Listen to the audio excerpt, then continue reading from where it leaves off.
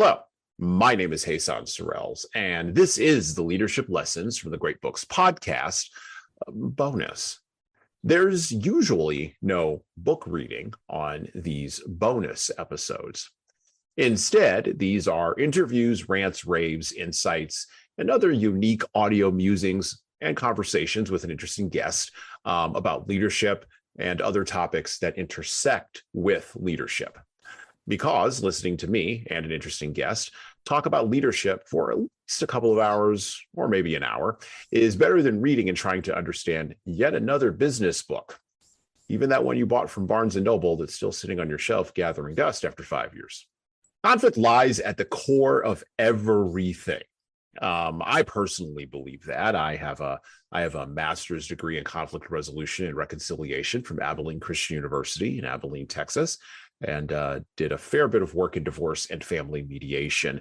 And in my professional life, I've also done a lot of work in workplace conflict and conflict negotiation in the workplace. Conflict gets you into everything. It lies at the core of everything. From families and communities to homes and businesses, conflict between people drives the engine of most changes that occur in the world today. You can't have great change without great conflict. Now, unfortunately, many people are unaware of how important it is to be aware of the background of conflict, particularly people who are in organizations and in workplaces. And they don't understand how to upgrade their conflict intelligence quotient or their conflict IQ. And so today, we've invited the author of Conflict Intelligence Quotient, Conflict IQ, the missing piece to turbocharge conscious leaders and organizations' emotional intelligence, the workplace organizational effectiveness consultant, Yvette Durazo. We've invited her to the podcast today to talk about conflict, talk about leadership, and maybe even we'll touch on emotional intelligence. And of course, if you're watching this on the YouTube, I'm holding up a copy of Yvette's book, so you can see it right there. And of course, we will have links for you to pick up Yvette's book in the show notes below the player of this podcast episode. Welcome to the podcast, Yvette. How are you doing today? Very good. Thank you so much for inviting me in to talk about my book and to share this with your audience. Absolutely. So I kind of gave you a little bit of an introduction there, but for our audience today, why don't you tell us what it is that you do exactly? Well, like you were saying, we're in the same field of conflict management. It's what it's called alternative dispute resolution. That's the field study, right? And then within that, we have an entire field that has all of these components of how we can help individuals and organizations and even leaders in our countries to deal with what it's very common that happens whenever there's two human beings. There's always issues, there's always conflict. So you have under the alternative dispute resolution, you have mediation, the ombudsman, and probably people have heard about ombuds, especially in the universities, we have ombuds people. And then we have conflict resolution specialists, we have conflict management specialists, we have all these arbitration, we have what else? A facilitated process so that people can communicate in groups. We have restorative practice. All of that, it's in the field of work that we graduated on. Exactly. Yeah. There's a lot of things there. Remember, I said conflict, engages with everything. It also really engages with leadership, but most people don't really think about how leadership and conflict intersect. So for our listeners, how does leadership and conflict intersect? Like, what are the links there? Well, it's huge because, like, as you know, whenever there's two people in any place, there's always a space where there will be misinterpretation. There will be miscommunication. There could be issues. And what happens is that one of the things that in the past, when I started my consulting business, I don't know if this happened to you as well, we're in the space where even though that this field is not a field of study that's a new field, this has been here for a while. And actually, believe it or not, as probably you know this because of the history of conflict, this has been the main source of ways of dealing with conflict in humanity. way before the law existed in the 1800s, right? Mm-hmm. When the law came into place. And how do we know this? Is because our great anthropologists brought this into the attention of the universities many, many years ago. And it brought it up also to the union laborers to be able to use mediation in the 1930s when labor unions were coming into place. And there was a lot of conflict in between employers that were used to mistreating employees and then labor unions that were rising up to defend employees. So that is, if we want to go that back in the 1930s, that's when mediation started happening, and it came from the alternative dispute resolution.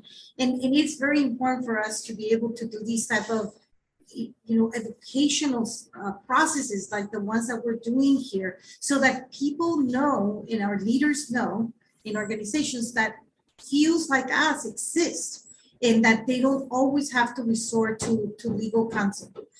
Why? Because going into legal counsel can be very costly and it could be very stressful. And also it could be, only dealing with the legal side of things, and where sometimes humans really need to address things in a more humanistical way. Sometimes when you address things in a more humanistical way, the law does not need to be interacted in the process, because when people just communicate, sometimes they don't need the money, or they just need the apology. They just need that human side of it. And the reason why that I decided to go more into becoming an expert in the workplace is not only because I also have my own series of experiencing bullying, hostile environments in the workplace, cliques, but also because I know that dealing with that, how unhealthy it could be for humans, not only for those that receive it, but also that the ones that experience it, and they're in the bystander process, right? And the fact that we spend 80% of our waking hours inside of the workplace. And even though that if we're working online, it's still, actually, I don't know if you notice this, but the work for me augmented, because even though people were working at home, they still were having the issues that we're having with other coworkers or their employees, even though that they were at work. They still have the same emotions, the visceral effect whenever they want to jump into a Zoom meeting, because they know that they're going to be dealing with a hostile boss or a situation that hasn't been clear. Exactly. It turns out that separating people and inserting technology in between them doesn't actually solve human problems. And Exactly. And that gets to something that you write about in your book in chapter 3, where you have the great quote from Dr. Marshall Goldsmith: "What got you here won't get you there." And you talk about the leaky bottom line of organizations. But the title of your chapter is an idea that I think is worth discussing at this point. Because a lot of people will hear about the resolution of conflict, or they'll hear about bullying, or they'll hear about harassment, right? And very often what they'll say is, well, bullying and harassment are just management styles, right? Or they're just differences of opinion, or they're just disputes, or they're not that big a deal. That's my personal favorite one. Now, on the other hand of the continuum, or on the other end of the continuum, you'll have folks who will say, we need to upskill in our soft skills. And I love those people, because everything that we are talking about, they then have in a box in their head that's soft skills, which of course we confuse soft with easy, which soft is not easy. And we make the mistake, or those folks make the mistake, of then going out and hiring folks who maybe are going to be more tactical with them than maybe strategic or even doctrinal, right? Well, the title of your third chapter is "People Skills Are Not Soft Skills." So let's sort of jog a little bit on that. Why aren't people skills soft skills? And how does that all fit together in my head if I have no familiarity with any of this? Yeah, where I was going to mention to you before, and I totally cut off rail, is that I don't know if you have that experience when you started your own business, how, years ago. We kind of started pretty much Mhm. very close, almost 12 years ago. Mhm. Companies would, when I would go and reach out to companies, they were very concerned about me calling myself a conflict resolution consultant. Right. They wanted to sugarcoat and or say that if you're going to come and do some work in my organization, please don't say that you're a specialist in that, because that raises a red flag that something is wrong in the organization. Right. To this hour of the day, when I talk to people in organizations, they go around it. Oh, we have some issues here, we have some issues there. In reality, they have humongous conflict in the organization that has to do with the human, right? And I think that for many, many years, these type of skills were considered that were not necessity, because they were always raising the bar for performance. And a lot of research was done about performance, and business bought into the idea that performance was the most important thing to have an organization that will derive revenue, will derive, service and all that. Now years have passed, and we realize, and especially now with the pandemic, with everything that happens, because that itself changed human condition, changed our human brain in so many ways, because we were dealing with so much change. It created trauma, and that affected us very differently, right? That also brought into the fact that people are people, and now you have to deal inside organizations with the people side of business. Mhm. And that is where I noticed that HR started to burn out, because HR, even though human resource, the title, human resource, as you understand the history of human resource, and perhaps your audience don't, human resource became human resource in the glimpse of what were the needs of the business.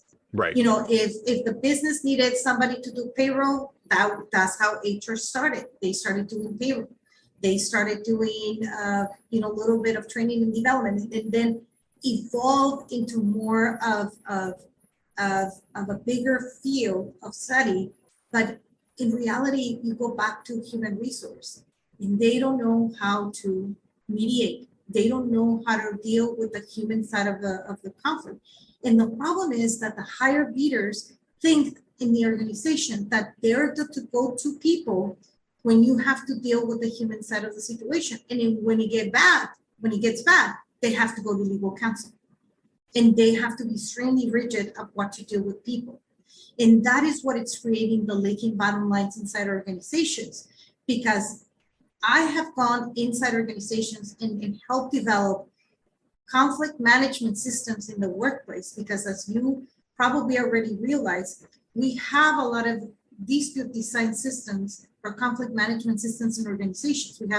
We have the labor unions, we have human resource, we have employee relations, labor relations, whistleblower, equal opportunity requirements inside organizations sometimes. And all of those systems are punitive. Mm-hmm. Are formal complaint processes, and they're punitive. And then, there's only few ways that they deal with this. There's the carrot and the stick. Either you behave well, or otherwise you leave. And people are people, and they stay in organizations, and that's why we have the silent quitters. We have a lot of people in organizations that are not getting along with people, that they don't feel that they belong, that they don't feel that they can connect with other people, and they're just going to work, and they're just not performing very well. They're Yep. dealing with conflict in the workplace, and they're going into work just for the paycheck, but they're really trying to look for another job. Yep. And how do I know that? Because I was, at one point, I was in those shoes. And I know that the energy that it takes when you have conflict with other people and you're not getting along well, or they're not treating you well, that all of the energy goes into trying to figure it out, how to avoid people, trying to figure out how to get away from that job. And still you come home and you're still not sleeping well, because you know that next day you're gonna have to deal with the same thing. you're going to go into a war zone. And that creates a lot of energy that goes into a different path, instead of going into helping the organization to reach their goals and objectives. So that is where I see a lot of the leaky bottom lines. Also, it costs a lot of money to fire and hire people. And in organizations think that, HR is just going to take care of it and we don't have to deal with it. But they don't realize that those are the type of leaky bottom lines that happen inside organizations. Because instead of having communications with human beings and trying to figure out how they can get along better, right? And the organization support that type of culture, then people could stay. People can see that organizations take care of themselves, right? And they become very loyal, and then they're able to work better in organizations.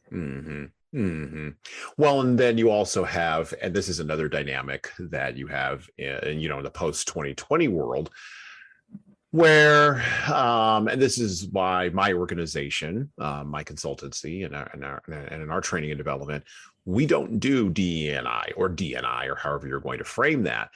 We don't tend to focus on diversity and inclusion training or workshops or seminars or any of that kind of stuff that has now become content that has now become a cottage industry, right?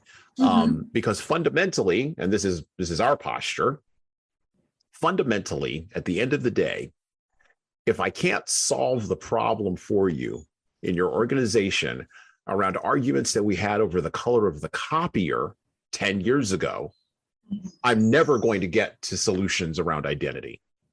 It's just not going to happen. It's just not going to happen. And that is a systems view of conflict. It's also a systems view of trauma, and a systems view of the nature of the evolution of people inside of those systems. And so it doesn't really surprise me as a practitioner to note that organizations, as they become more fractionalized, are having more trouble, not less. It also does not surprise me that human resources as a function is somewhat losing its cachet. And I'm not knocking human resource people. I know many fine human resources people. I've done presentations and done work with the Society for Human Resource Management. They're fine people. Not talking about any of that. What I'm saying is, as a structural loss leader in an organizational body, which human resources is, the instrumentality of human resources is being wiped away. And you talked a little bit about this in your book, but it's being wiped away by technology, because technology can do payroll easier, faster, better. It can do compensation easier, faster, better. Now with large language models, which we mistakenly call artificial intelligence, they're not, but okay, that's what we're going to call them. All of those large language models can create an employee manual. They can do some of the legal and the compliance stuff. With AI image generators and AI video generators, you're going to be able to create compliance training that is going to be literally zero cost. And the function for human resources now has to become redefined, and it has to become redefined around actual people, I would think, for the future. Yeah, and it has evolved, and that is why, at the University of Santa Cruz, I literally went and immersed myself. First of all, I was doing it because I moved there, and I want to create, a network and relationship and meet people. And I went and say, I'm curious. I want to go more in depth into the HR world. I'm going to go in and immerse myself into a certificate program in HR, because I want to investigate where the humanity in HR was gone. I went for a whole year certificate program, and there was only 30 minutes in conflict resolution. And I spoke with some of my professors, and they supported me, and they said, okay, we need to talk to the chair of the program and make a proposal. And I said, you know what, I want to advance the human resource field. I think it's very important now more than ever to be able to train people in the humanistical side of things. And I bring in conflict resolution for HR, and I bring in diversity, equity, inclusion in the realms of communication for HR, because HR, it's in the pivotal middle in the process of the organization. It's in the middle of it, that they can influence leaders and they can influence the people underneath, right? They're right in the middle. How can we empower the HR people in order for them to be able to be of value of importance in an organization? Because like you said, technology will come in and swipe all of these skills that, that they hold on so much to. Mm-hmm. But the human side of the skills that they have never developed because it has never been taught in any of the HR certificate programs until now that I'm bringing in, these courses into tuition into this field, it's gonna be gone. I know that recently, in the recent years, they have developed the chief people officers. Mm-hmm. They're starting to get there, but not yet there, because Right. now they're talking about the people side of it, but it's in the overall glimpse of the global spectrum of the organization, right? Right. And let me tell you, and I'm pretty sure that you have had this experience in the past. I have been in organizations where there has been labor unions, there has been, governmental agencies, and where people don't go anywhere because they don't get fired.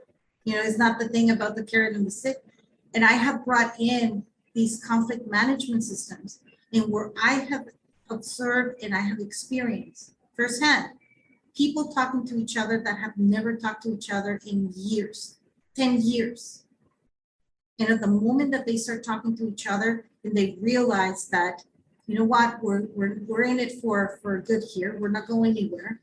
And then just building this negative feelings every time that I come to work is really affecting me more than anybody else. Mm-hmm. People start shifting. They start figuring it out that, just people are people, and everybody has different perceptions.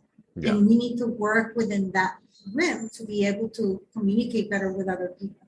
Yep. Right? And that people don't do things to you, right? And how can you become responsible for your own emotions, and how can you become responsible for what do you put out there as well? The same thing with the other person. So right in there, when you're talking to humanity, what tends to happen is that people will see the human side of it, and they will start working together with one-on-one. Absolutely. With other people. That is what the entire departments of HR, labor relations have never been able to use. Mm-hmm. Why? Because the same person that was upset with the other person will go to these punitive processes in order to get even with the other person. And they will go to one, they will go to another one, they will go to another one, and go another one. Yep. But the problem was always there until I came in and I worked with people, and then all of a sudden that dissipated. No more problems that they're coming into. You know how many hours it takes for a formal complaint to go and be investigated? No, I have no idea. 90 organization. 90 hours of people's time. Oof. 90 hours. So when you bring in conflict resolution systems like this into organizations, it really, the organization ended up saving more money. Mm-hmm. Mm-hmm. Because when you sit together people and you put them in a state of the human side of it, and you start talking to them, start figuring out, mediating, working through their personality, working through their misunderstanding, and helping people to get along better, it also helps the organizational culture. And it also saves company money. Yep. But sometimes we have legal counsel in these organizations that are very afraid to lose their executive jobs because they get paid exactly like an executive. And we become sometimes a threat. Mm-hmm. Because how are you going to tell me that somebody like us is going to come for a couple of hours to resolve an issue that has been here for several years? Right? Right. Yeah, it's an existential threat at that point. Yeah. It's an existential threat. Okay, well, talk to us a little bit about what is, a conflict intelligence quotient from chapter 5 in your book. What is that? Kind of bring that together for listeners. Obviously, folks are going to go out and get the book and read about it, but kind of summarize it for us. What is a conflict intelligence quotient, and how do we apply that as leaders if we're not, in HR? Let's say we're running a small 10-person shop somewhere in Iowa, right? And we happen to be listening to the podcast today. What is a conflict intelligence quotient, and how can we apply it to our work as leaders? Yeah, well, the conflict intelligence quotient came about and me working with a lot of people, coaching a lot of people, working with a lot of organizations, and where I realized that, sometimes I would test people on emotional intelligence, and they would be right in the middle to the higher levels of intelligence and emotional intelligence, but these people were still fearing conflict. Just like we fear public speaking, they were fearing conflict. That is a very common thing. People fear conflict, fear having a difficult conversation. They don't sleep at night because they know they have to talk to their employees about something and they're fearing. So that is how this methodology of teaching leaders how to become conflict intelligent came about, right? And that is where I demonstrate the conflict resolution is not a soft skill. It has to be embedded in the individuals for them to become it, because those individuals and those professional leaders that become it, those are the type of leaders that people will want to follow. You want to follow a leader that is able to stay calm, collected, and be able to work in situations in where there is chaos and where there's problems. We don't want leaders to be people that will run away from situations because they don't know how to deal with it, or they use very harsh type of tactics that diminish people's ability to interact with other people or alienate people. We don't want that. We want leaders that are what we will call servant leaders. And for that to happen, not only do we have to skill people, leaders, but we also have to work in the behavioral modification process for them to become it. And in order for them to become it, it also is to learn how is it that there's so many techniques and methodologies of how to go about dealing with different type of conflicts, and that their to-go-to tool that they have always used since they were very little, since they were young, because I don't know if you noticed this as well, people tend to bring the skills that they learned how to use when they were very little, because all of a sudden they learned from other mentors or parents how to deal with conflict. And that is the same thing that they use when they go to the workplace. And it's just one way of dealing with conflict. And they don't know that there's different ways, and that the different ways have different outcomes, the different ways that have different reasonings of why you want to use that. We tend to see a lot of people that are avoiders, right? So avoiding, for example, can be an excellent tool for certain type of situations, but not for all of them, right? So we have to make sure that we untangle the behavior of the go-to process of being an avoider all the time in order to be able to reinstall techniques and be able to transform behavior. That is what it's conflict intelligence all about. Now, does acquiring conflict intelligence or engaging with conflict intelligence, what kind of mindset shift around conflict does this adoption require of us? Well, it's flourishing people's ability to become more into the growth mindset. You have heard about fixed mindset, growth mindset, talked about in the book. It is about fostering that type of mentality to become more of a growth mindset person. Because when you become more of a growth mindset person, you're going to be able to see things from different angles. You're going to be able to put yourself in a state of curiosity instead of judgment. There's so many things, right? That's why I call it a meta skill, that it's just not one skill. It's not about just listening skills. There's so many things. How do you understand your own judgment? How do you reduce your level of judgment? What it creates, the implicit bias and the explicit bias, right? And that's why I do understand why, diversity, equity, inclusion. A lot of consultants just go in the rims of just teaching people about implicit or explicit bias. Lately, I have been, experiencing more and more into the fact that people really, what they need is to really get along with and be respectful to one another and be able to work in an environment where people feel like they belong. Well, and that's where we typically tend to hit a ceiling. I'll notice this in the types of leaders even that we work with, right? So we tend to work with leaders in small and medium-sized business organizations, usually around 2,500 to 2,500 employees, somewhere in that range. Sometimes as many as 5,000, but usually in that 500 to 2,500, employee range, which roughly translates to around 50 to 200 or so managers, supervisors at varying levels in the middle management of the culture. And what you find is that, and this is the big pushback that I get, I'm paid for performance and productivity, not for coddling people. You get a lot of that. Or you might get, I'm paid for performance and productivity. These people have to figure it out on their own, because I don't have time to be curious. I'm not paid to be curious, which is really what they're saying. I'm not paid to be curious. If the organization wanted me to be curious, they would pay me to be curious. And it's kind of it's kind of a late 20th century, adaptation of the old Army motto in the United States military. If the U.S. Army wanted to give me a wife, they would have issued me one, right? That's the old joke from like back in the day, right? But and it's the same thing, if middle managers say this, or they implicitly say it, right? They're not implicitly biased towards. I don't think they're implicitly biased towards discrimination. I don't believe that about anybody. I believe they're implicitly biased towards what they are compensated and incentivized to pay attention to. And the way I look at systems design, particularly in the conflict space, and I studied a lot about that as well in my studies, and have done a little bit of that, a little bit more of a difficult sell for someone like myself, but systems design is definitely there. I look at that as, how do we change the incentivization structures around conflict?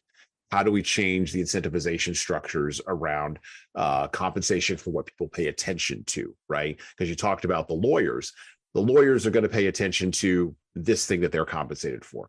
The union folks, union reps, they're going to pay attention to this thing that they're being compensated for. And managers are going to pay attention to the thing that they're compensated for. And so you have all of these conflicting, and so it's a negotiation inside of even the systems design, but you have all these conflicting positions with very few practical principles that are really underlying where the organization is going. And that's where someplace like a conflict intelligence quotient can really be helpful, I would think. Yes, and this is once again, we're going back to the brainwashing about performance. Mm-hmm. And it was the huge company McKinsey, the consulting company, the one that came out with this performance survey, and then that is what it was sold to all the companies, and they become indoctrinated with the idea about performance, right? A lot of research has been studied now that performance is not the key of it. It's not the key of it. You have to involve the human side of it in order for it to make checks and minuses, in order to create a balance, in order to make sure that the human capital is also being taken care of, in order to make ends meet in the company, in order to create the great products, the great services. We have these humongous companies that created spaces for people to be creative. And they didn't go about doing this by being fixated in performance. Right. You have the Googles, you have the Facebook, right? You have these huge companies that when I went to live in Silicon Valley, and I went in and walked to these huge organizations and saw that they were building these organizations like if they were universities. They were schooling me, they were looking into all of the human condition, what really makes the human tick. They didn't went out and say, I'm gonna have a carrot and a stick, and I'm gonna make you perform. Mm-hmm. They use the real neurology about humanity and say, what is it that it moves humans to do their best, mm-hmm. right? How can I preserve these human in order for them to be in a state of mind of creativity and innovation all the time? Mm-hmm. How can I remove barriers so that people don't start thinking, I want to bring unions, I want to bring labor unions into this organization. Let's give them a whole bunch of vacation. Let's give them let's give them food. Let's give them spaces in where they can work anywhere that they want to in this huge organization. They don't have to have office if they don't want to. They can go out and work anywhere in the organization. Let's make sure that they have spaces in where they can do exercise. And they created this ecosystem where people feel like they belong, because people can get along well, because they enjoy the work that they do and they've been treated very well. And now people can relate to one another because they are in the same environment and where everything is very good. And then what happens is that people start creating innovational things. And that is how Google became the monster that it became. That is how Facebook became the monster that it became. Obviously, of course, we had something to do with it because we opted into this social media thing that we thought it was cool. And now it's hitting us in our butts, right? Because now we're giving so much information. But they created this thing that, people like Steve Jobs, rest in peace, all of, Bill Gates, all of these people, that's why they're the engineers, they learned how the human mind works before anything else. And then they build around business around that. Now, the counter to that will always be an organization like Amazon, right? Where Jeff Bezos was notorious for saying when he was, CEO and building that company for, almost 25 years, he was notorious for saying, if you want beanbags and snacks, Google's right down the road. We don't offer that. And if you want to come work for us, there's always a risk that you're going to be replaced by a machine. You better be on your toes. We pay for performance here, and it's a narrow door. Good luck. And he embedded that thought process throughout the organization, and he still had a line out the door too. And the thing that we have to understand, I think, fundamentally, not only as consultants and as conflict professionals, but also just as leaders and business owners, and it relates to this conflict intelligence quotient piece, is just like there's 4 quadrants or 5 quadrants actually, in sort of analyzing how people respond or react to conflict. There's also multiple ways of doing a business, and there's no one quote unquote right way, but you do have to have and this is where I go with my book around the foundation of intentional leadership. You do have to have your brain turned on, right? You have to be intentional. You have to actually make an active choice about what you want your project or your business to be. And so I talk to a lot of entrepreneurs who are kind of just scrambling. And it could be an entrepreneur in the, let's say, automotive technician space, right? They're really passionate about automobiles, and they really want to fix cars, and they really like EVs and all this stuff, but they don't have a doctrine. I keep going back to this term, but they don't have an overarching philosophy of what they want that thing that they're doing to do. They just want to fix cars. And if you just want to fix cars, that's okay. You'll get pretty far, but at a certain point, you're going to run into this ceiling of conflict. At a certain point, you're going to run into this ceiling of a lack of systems design. And honestly, you're going to run into it with your first hire. The first person that you hire that's next to you. Congratulations, you're at scale now. And now you're a leader. Now you're leading people. And that's where you've got to really think about these systems. So I'm a big believer in front loading the hard work, as much of the hard work as possible before we go to market, before we try to interact with customer or market one, right? Front load as much of that hard work as you possibly can. And by the way, the hard work is not all in the code or in the skill set that may be quote unquote hard. A lot of the hard work is in those quote unquote soft skill sets. That's where the hard work is. You got to get your philosophy aligned with your product, Right. And then this is what happens, that it is true that you can also program people to perform carrot and a stick. They have done a lot of research in the Nazi camps. of how is it that these soldiers, even though that they were affecting people, they were killing people, why is it that they were doing it, right? They have done research studies on that. And it is, well, I have to just follow, because we inside our brain are so phenomenal in some ways. But if somebody knows how our computer works, they can also program people to say, you know, I have to do it because I was told that I have to do this. Exactly. That I have to kill people, right? Yep. You know, because we have this neural mirroring inside our brain that we're just going to copy whatever happens. So you can get the most out of it, but at the same time, it is what is the type of legacy and culture that you want to create. Right. And then on top of that, as people are evolving and we're getting to a point that we're waking up.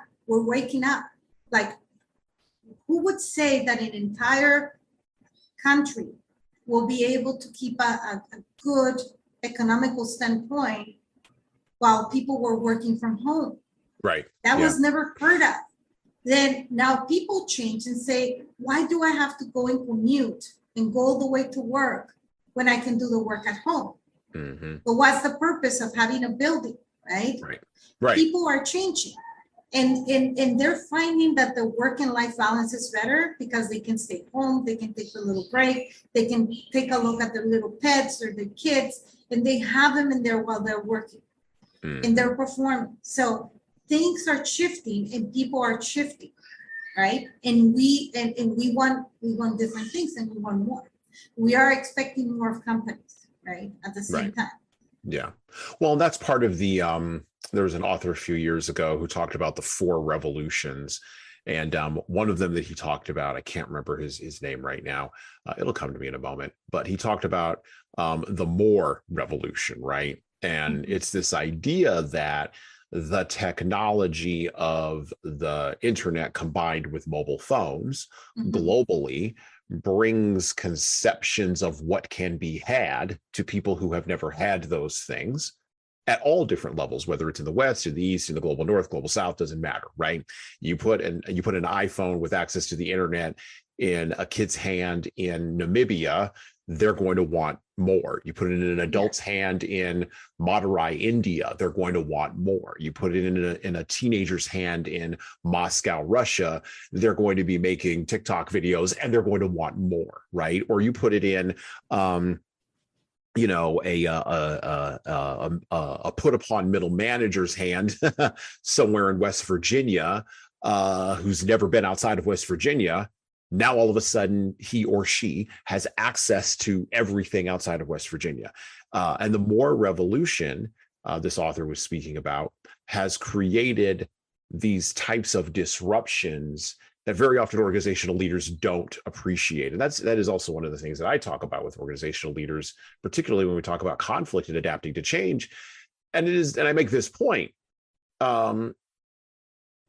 the things in culture that are happening right now that you think don't have any impact or any meaning because we just hire people to come here and work and then they go home and I don't care what they do in their personal lives. Tragically, for you anyway, the whole container is coming to work. And you have to deal with the whole container. Yeah. And part of that container is going to cause conflict. Part of that container is going to create miscommunications. It's going to create disputes. It's going to create disagreements. It's also going to create innovation and creativity and ideas and all of that. And there's never really sort of been this halcyon time of a uniform culture. That's a myth. There's always been disruption and distinctions. However, there was a time when the vast majority of those were papered over. And I'm sorry if you have that in your historical memory, but that's gone. Yeah. And so the adaptation to now is something that you're going to have to really engage with. And you know what, you have an entire generation of leaders now that are really wrapping their arms around that. And the impact that they are going to make over the next 15, 20 years is going to be tremendous. Yeah, and that's why I have the hope that, you know, if usually managers, middle managers, they're in a age bracket, right? And that's what I'm hopeful that if with these type of work that we're doing, if we can create more an impact on that, the newer generation are going to get to experience that. Let me share with you, I don't know if you were able to read about my father. He was a person with no education whatsoever. He barely made it to second grade because he became an orphan at the age of 7. My dad, we lived in between the borders, Tijuana, Mexico. Tijuana back in the days, it didn't have anything. Right now it has everything, and it has an amount of labor plants all over, more than thousands of labor plants in that place. When my father came into Tijuana, there was barely anything, and he built his own business. He didn't have any formal education. He didn't have any leadership training whatsoever. Yet he was a very spiritual man, that he would read the Bible every single day. He would work from dawn to night, but he always had this ability to carve out a space and read his Bible. And I talk about him in my book because he was a person that impacted me, that things can be better. I have been in jobs in where people have, my bosses have been, narcissistic. They have been bullying. I have been in those type of environments. And I've seen what the legacy of my father created, that even though after he passed away, the employees that used to work with my dad, they still remember him. They still cried because he was such a great person. My dad was the type of person that wanted to make sure that he does get involved a little bit in that human's life, family life. He wanted to make sure back in the days when there was no running water everywhere, and we were some of the very few privileged families that had running water. He wanted to make sure that the employees would have their showers right after they finish up from work, from working, and getting all dirty, so that they would go straight home and be able to sit down with their family for dinner. Little things like that in that time, they were huge because there was no running water in a lot of places in Tijuana. Just the fact that my dad would take the time to make sure that their employees will be able to be there with their families was huge. And those employees would take care of not only my father's business, but they would take care of the family, just like they was their own family. Yeah. So, these concepts about performance and everything, they have their place. Bezos is doing a whole bunch of great money, but at the same time, I have worked with people at Amazon. I have coached people from there, and they, it is a very dry, spiritual talking about the culture of the organization. It's a very transactional type of process. And yet, obviously he's doing good in business. I'm assuming, he's doing good. Yeah, there's it's all about how you're going to manage and fix people's mind. But we're in an environment now that, because we have technology, we have so much knowledge available to us, we are not in a position to be able to be hypnotized by these systems. Now we're dealing with the other stuff that's happening in the politics, where they're censoring people, where we're being manipulated now with the information that we're getting, that we have all these fake news that you go and see it and you think that it's a real news, and it is developed by AI and it's fake. Because, somehow they're trying to revert back that ability for us to be knowledgeable. Now they have us in a state of confusion where we don't know what the real truth is. Well, it's a way of control. It is a way of control. Yeah. Well, we talk a little bit about that on our podcast, and that's why, we read great books, on this podcast, because those are the things that, in spite of everything else, will last, and will serve as bedrocks to build the future upon, including that book that your father read, that lies at the basis of all the books in Western literature and in Western society and thought, the Bible, which we mentioned that at least once a time on every single one of our episodes here on the podcast.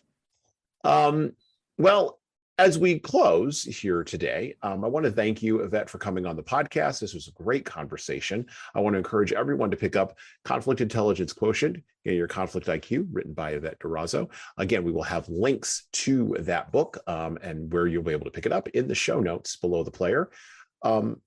Is there anything you would like to promote today? Is there anything you'd like to leave us with about staying on the path, or any place you'd like folks to go who are listening to this podcast today?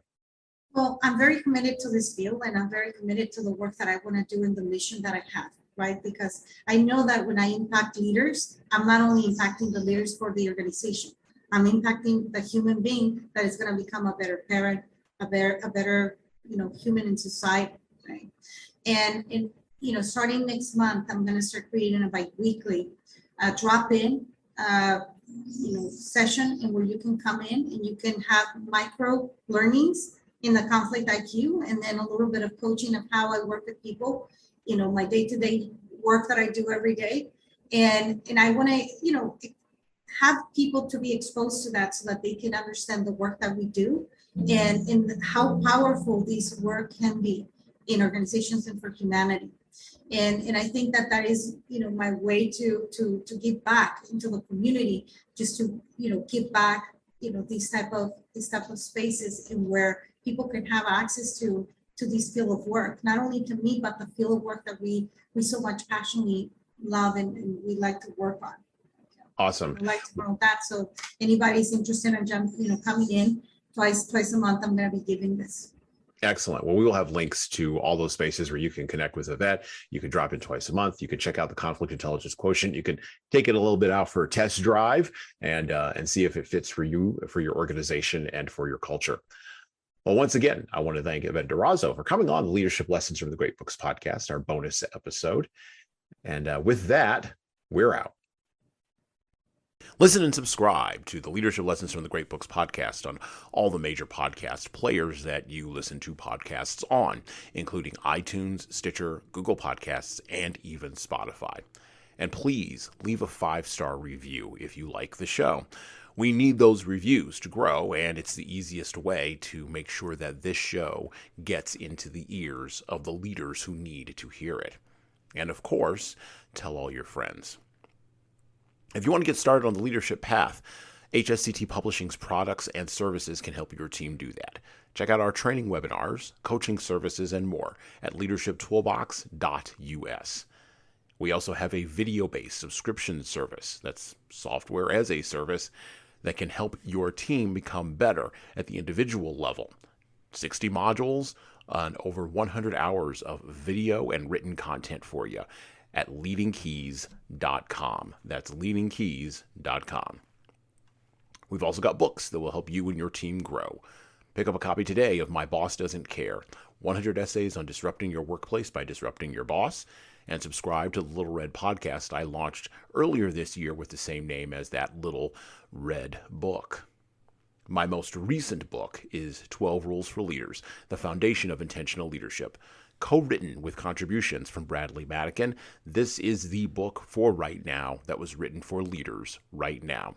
Pick up a copy by heading over to 12rulesleadersbook.com/now. That's 12rulesleadersbook.com/now. You pay for shipping, and you'll get a copy of my second book as well. Finally, you can get all these books in paperback, hardcover, or as ebooks on Amazon, Barnes & Noble, Kobo, and any other place online you order books. Finally, HSCT Publishing is on YouTube. Like and subscribe to the video version of the Leadership Lessons for the Great Books podcast on the HSCT Publishing channel on YouTube. Just search for HSCT Publishing and hit the subscribe button. You'll get our weekly video updates, which is the video version of this podcast. And of course, you're going to want to subscribe to my other podcast. That's right, I do more than one.